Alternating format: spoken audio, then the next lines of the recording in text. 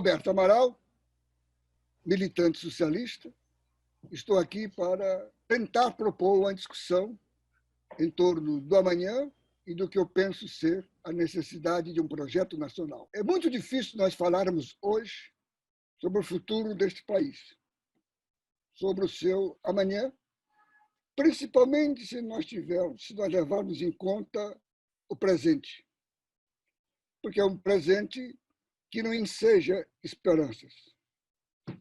A expectativa é que, diante da análise do passado, do nosso passado recente, do nosso passado remoto, da nossa formação de povo, da nossa formação de país, de povo, de nação, de Estado, nós possamos construir expectativas, eu não sei se de construção ou se de reconstrução de um projeto nacional. Para nós pensarmos o Brasil daqui para frente, nós temos que pensar no Brasil que vem lá de trás. A melhor forma de pensar o presente é olhar para o passado.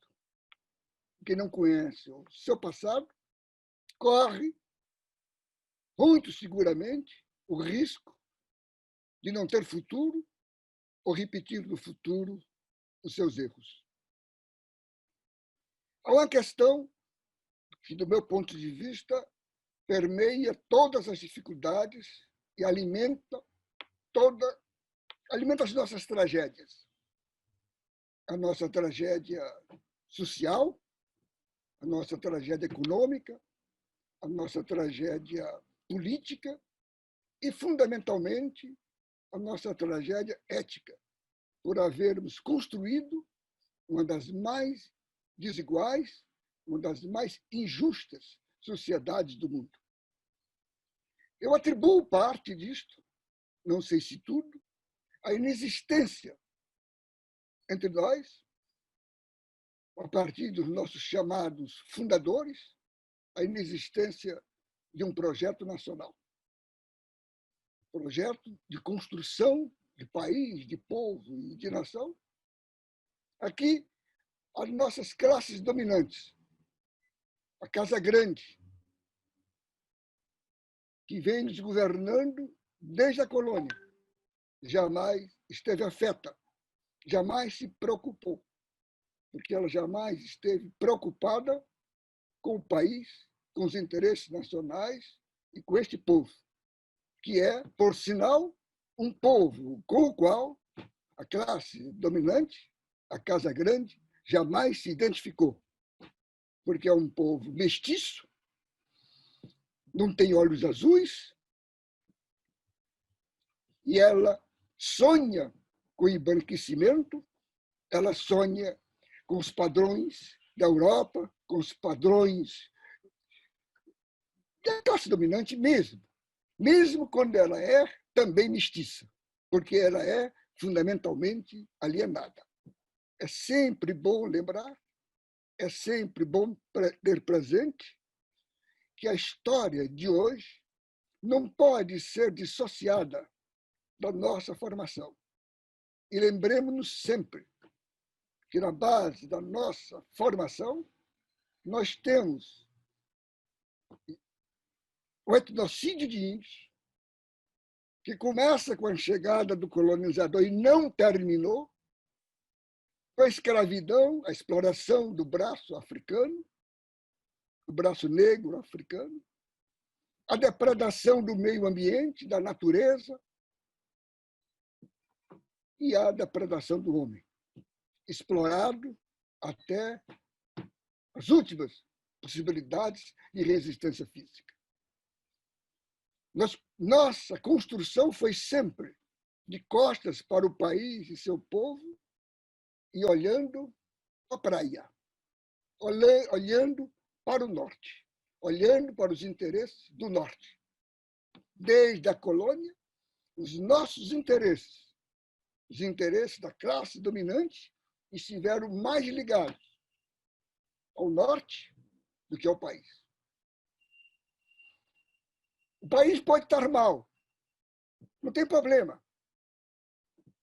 contanto que a classe dominante continue lucrando como hoje, quando os bancos, no momento de plena pandemia, desemprego, os bancos brasileiros lideram o ranking mundial de lucratividade. Na nossa origem, nós começamos associando a exploração do meio ambiente à exportação do pau-brasil. Acabando com as florestas. Para quê? Para construir as casas para o povo brasileiro? Não. Para exportar para a Europa e se transformar em tinta. Avançamos e iniciamos a lavoura da cana para produzir alimento para o nosso povo? Não.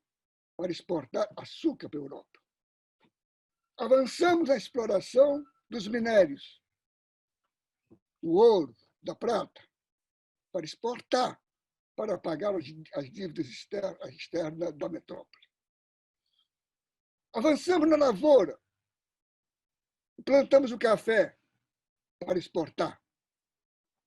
Até os anos 50, era a nossa principal fonte de divisa. Ou seja, uma economia sempre voltada para fora. E hoje, mais de 400 anos passados, nós regredimos a nos orgulharmos em ser a maior, voltarmos a ser uma economia agroexportadora. Nós somos a segunda, se eu não estou enganado, a segunda agricultura do mundo. O que é que nós produzimos de alimento? Nós produzimos soja para exportação, frango para exportação. Nós continuamos voltados para a exportação. Não interessa que nós não tenhamos alimento aqui. O que interessa é que os nossos exportadores, a nossa classe dominante, está se beneficiando com este mercado, com esta economia predatória. O que é isso dizer? O que eu quero pôr de manifesto é a ausência de um projeto nacional. Eu vejo, para que se entenda o que eu penso como projeto nacional, que não tem nada a ver com o programa de governo. Projeto nacional, como eu estou colocando, é uma construção. O nacional aí não é país, o nacional aí é nação. É um projeto construído pela nação, tomado pela nação. Eu vejo, por exemplo, para explicar melhor isso com exemplos, que existiu, estava na fonte da construção da Confederação Americana, um projeto de nação. Esses que estão construídos. Há um projeto de nação na China. Eu sinto que houve, já nos últimos 30 anos, um projeto de construção da Coreia do Sul. E subsiste um projeto de construção do Império Russo, que vem do Império. Chega na Revolução Bolchevique e se recupera agora. É o que os americanos chamam de destino manifesto. O que é que a burguesia brasileira quer deste país? Só a sua exploração. Penso que a grande contribuição que nós podemos dar é uma reflexão sobre que país queremos. O que é que nós queremos fazer da quinta ou sexta maior população do mundo, do quinto ou sexto maior território do mundo, hoje, da 10ª economia do mundo?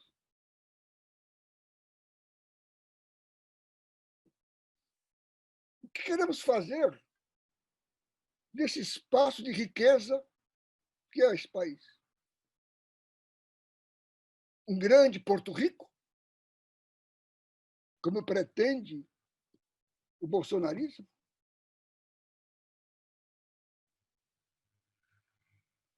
Nós temos todas as condições de desenvolvimento. repetindo, nós temos terra, nós temos riquezas naturais, nós temos um dos maiores litorais do mundo, e nós temos um povo que, apesar de todas as vicissitudes, é quem vem trazendo este país até aqui. O que é que nós carecemos? O que é que atrapalhou tudo isso? Foi a inexistência de uma elite capaz de liderar o país.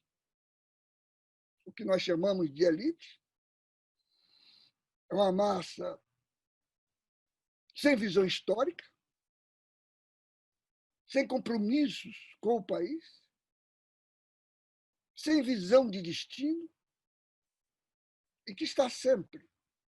Na colônia, ela ficava na praia, esperando a chegada dos navios, dos paquetes, que traziam manteiga, água mineral, jornais. De costas para o país, se perguntando como é que estava a Bolsa de Mercadorias de Nova York, de Londres. E sem identificação com o país, portanto. Essa que é a questão crucial que acho que nós temos. Nós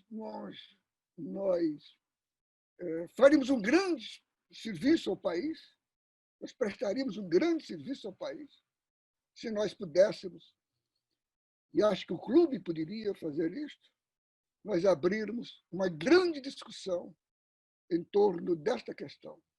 Que país nós queremos fazer?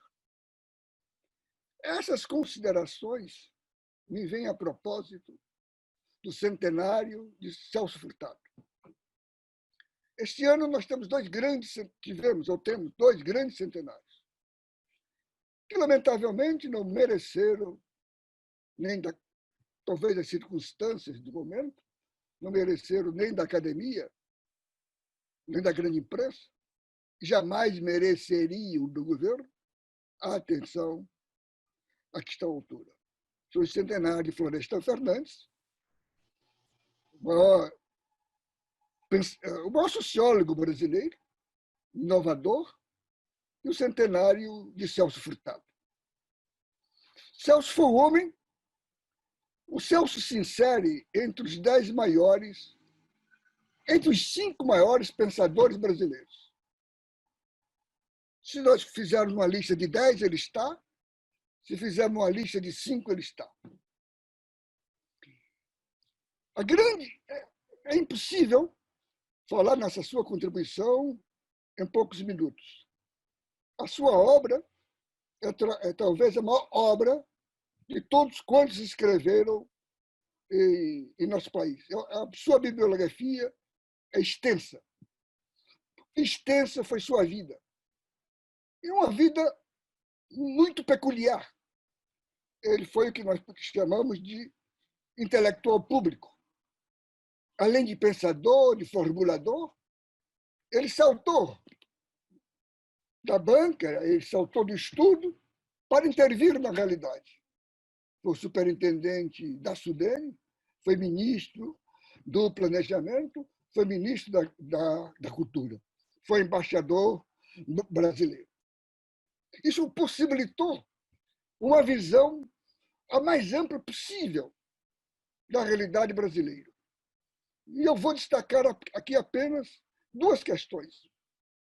Uma, a sua releitura, a modernização e a desmistificação do conceito de subdesenvolvimento, que nos era apresentado pelos economistas tradicionais como uma fatalidade e, por outros, como um passo necessário no desenvolvimento do capitalismo, como se fosse uma etapa que nós tínhamos que passar para superar. Ele desmoraliza isso. Ele mostra que o subdesenvolvimento, mais do que uma questão econômica, é uma questão política. e vai discutir as raízes políticas do sistema econômico brasileiro. O subdesenvolvimento não era necessário, o subdesenvolvimento não impede, não é passo necessário para o desenvolvimento. Nós poderíamos dar esse salto e construir nesse país, e construir nesta província, um outro país, que ele aponta por meio da industrialização. Outro grande projeto de Celso Furtado foi a nova leitura do Nordeste. Ele intervém no Nordeste e o Nordeste fica presente na sua obra de nordestino brasileiro. Quando ele mostra que a questão que até os anos 50 era dominante da literatura brasileira, a questão das secas, a seca não é um problema climático, era um problema político, ligado às estruturas arcaicas do latifúndio do Nordeste. E com o Orsudeni, ele quebra essa estrutura, ele começa a quebrar essas estruturas arcaicas que impediam o desenvolvimento do Nordeste.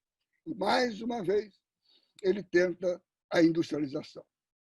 É evidente que, passados os anos, nós tivemos avanços, mas o atraso venceu.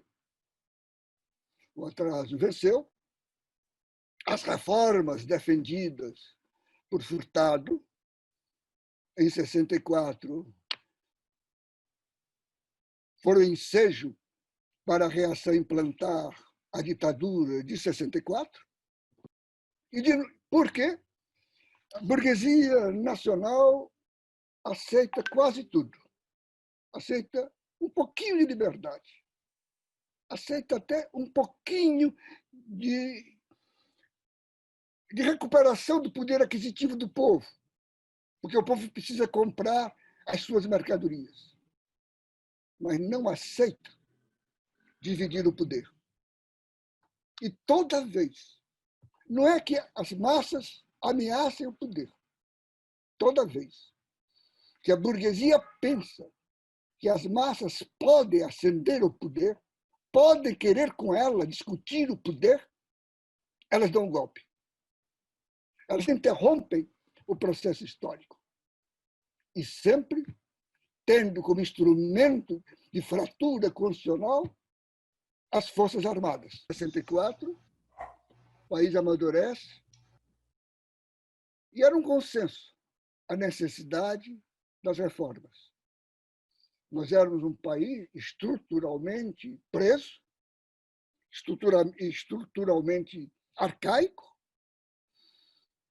quando o desenvolvimento do capitalismo, não era o socialismo, o desenvolvimento do capitalismo exigia reformas estruturais. Porque é impossível o desenvolvimento capitalista sem mercado interno. É impossível o desenvolvimento capitalismo sem industrialização. E era para isso que apontava o pedido das reformas de base e que tinham, para azar da história, como uma das referências a reforma agrária, que era um nome feio, um palavrão. Reforma agrária que foi feita na Europa e nos Estados Unidos no século passado. Bom, tivemos aquela interrupção e voltamos a ter esta interrupção em 2016, quando, de novo, a burguesia nacional começou a imaginar, nos seus delírios e nos seus pesadelos, que havia nesse país uma nova emergência do poder popular, uma nova emergência das massas. E, em nome de conter as massas, se contém o país, se contém a economia. E nós vivemos hoje num num governo, se este é o título, ahistórico, não só atrasado, mas que insiste no atraso, que promove o atraso, está destruindo com a ciência e tecnologia do país, está destruindo com a nossa honra, com a política externa de subalternidade ao trumpismo, está destruindo com o conhecimento, está revivendo, está revigorando o que há de mais primitivo em valores sociais, o primitivismo religioso, o preconceito, a exploração, a destruição dos direitos trabalhistas. Bom, do que este governo nós todos sabemos. O que eu queria apenas dizer, para encerrar, é que ele não é um jabuti pendurado no galho da goiabeira da ministra Tamares. Ele corresponde à nossa história, ele corresponde aos interesses dominantes hoje do grande capital nacional e internacionalizado, mas ele é apenas uma fotografia. E a fotografia é o congelamento da história. E a história é movimento. Então, não se dê isto como fato acabado, concluído. Nós temos que enfrentar isso como uma etapa do processo histórico, mas uma etapa do processo histórico que nós precisamos enfrentar para mudar.